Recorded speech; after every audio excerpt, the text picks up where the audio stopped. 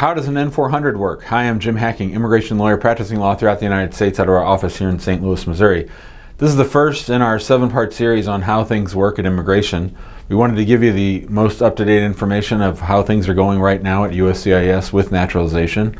And so we thought we would shoot this video. You know, it's a crazy time with the coronavirus and everything else. There are a lot of strange things happening with naturalizations. We're hearing about people getting their naturalization ceremonies done in their car out in Los Angeles. There's all kinds of crazy things. But let's step back for a minute and just talk about naturalization. So naturalization is the process whereby somebody becomes a U.S. citizen. Of course, people who are born in the United States are automatically U.S. citizens by birthright. And naturalization is for people who are born overseas and want to become U.S. citizens. In order to naturalize, you have to have had your green card for 5 years. You have to have been a lawful permanent resident for 5 years. If you're married to a U.S. citizen, that 5-year requirement is cut down to 3 years.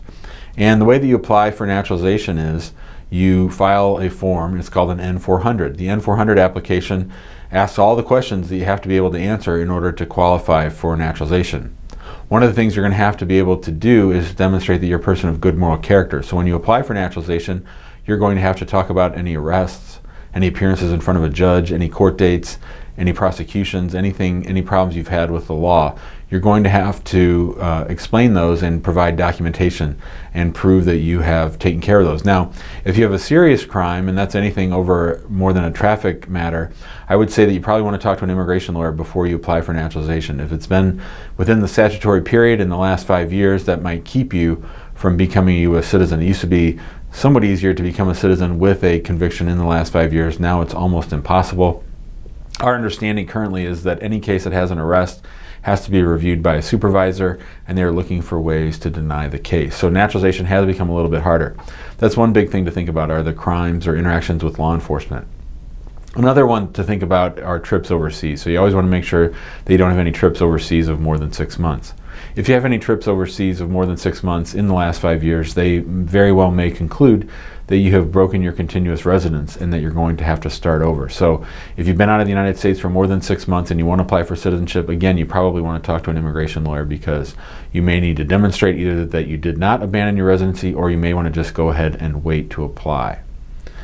When you apply for naturalization, a few weeks later, you'll get a receipt notice. Then you get asked to come down to your local service center or field office and support service center and get fingerprinted. Once you're fingerprinted, they will do a background check on you. They'll run your fingerprints with the FBI and other law enforcement agencies to see if you have any convictions. They want to see if you're honest when you list your convictions and all your other interactions with law enforcement. Eventually, you're going to get scheduled for an interview, and at that interview, you're going to be asked to take a test.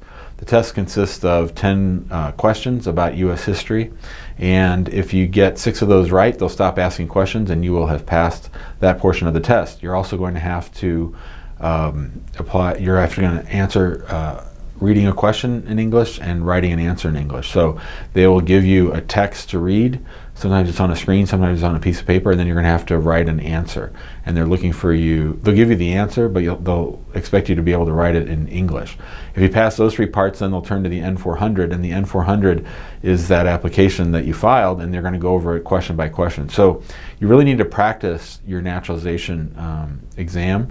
You really need to practice for the test, of course, but you also need to have someone read to you the questions in the N-400, because you won't have the questions in textual form. You're only going to be asked them orally through your ears. And so you want to be able to be used to answering those questions one by one. And so you want to listen to each question.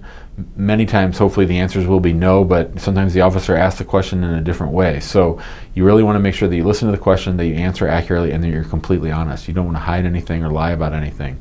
A lot of times people lie about things that they don't need to, and that means they don't get their citizenship. And so that's sort of a negative thing. We don't like to see that happen. So be honest. If you have questions about what to put on your naturalization application, or if there's a question on there that troubles you, follow your instinct, follow your heart, and talk to an immigration lawyer. If something doesn't feel right, it probably isn't right. And you want to make sure that you don't do anything to screw up your chances of staying in the United States and getting naturalized long term. If you have any questions about naturalization, we'd be happy to give you some help. Give us a call at 314-961-8200. You can email us at info@hackinglawpractice.com. Be sure to join us in our Facebook group, which is called Immigrant Home. And if you like this video, we ask that you please share it out on social so that you get updates, and subscribe to our YouTube channel so that you get updates whenever we make videos just like this one. Thanks a lot, Have a great day.